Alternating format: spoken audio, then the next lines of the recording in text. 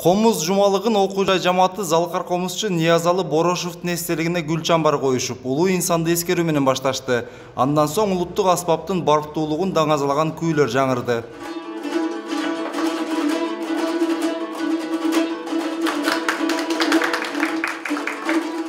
Канжарбек мырза менен Гүлбарчынды дал ушул комуз табыштырган. Бирге түтүн булатып, бирге сынактарга катышып, 27 жылдын ичинде көп жолу жеңишке жетишкен. Жандын өз комуз, үйдө деле комуз, жумушта комуз, кичине көңүлүбүз чөп калса комуз менен ачабыз. Урматтуу президентибиз Сооронбай Шариповичтин ушу комуз күнүн белгилегенде бизге аябай жакты. Кыргызды комузсуз билиш кыйын да. Аябай туура болду деп биз өтө кубанычта болдук. Комуз күнүн белгилеген күндөгү аябай бизге окшогон комузчу мугалимдерге, студенттерге, дегеле чыгармачыл адамдарга аябай жакшы демилге болду.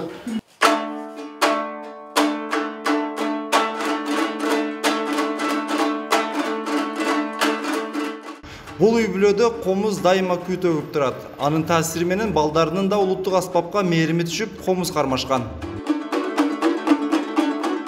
Агайбыздын 3 балабыз бар, 2 кыз, 1 уулубуз бар. Эми мурун жашчылык кезде мүмкүн өзүбүздөн кетип, балдарыбызга көңүл бурбай калдыкпы ушу музыка жагынанчы. Анан кичинекей кызыбыз азыр 10 жашта.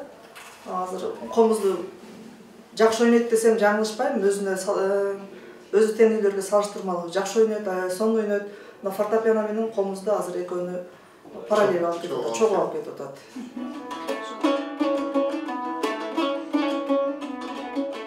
Комуз кыргыз элинин руханий маданиятынын ажырагыс бир бөлүгү. Токтогул Сатылганов, Борошов, Орозов сыяктуу комузчулардан жаралган күүлөр кыргыз маданиятынын өнүгүүсүнө чоң салымын кошкон.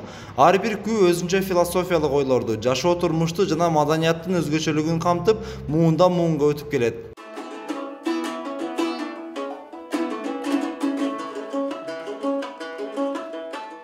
Жаштарыбыз өтө, кызыгуу өтө көп. Мурунку убакытка салыштырмалуу жакшы аракеттер, жакшы жөрөгөлөр болуп, жаштардын кызыгуусу өтө артып атат.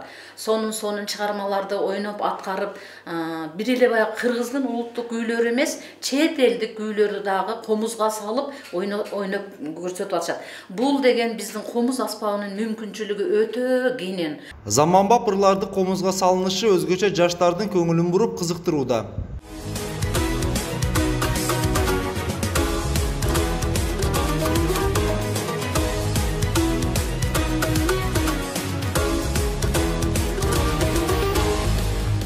Белгилей кетсек, президент Сооронбай Жээнбековдун 2019-жылы кол койгон жарлыгына ылайык 9-сентябрь комуз күнү катары майрамдалып келет.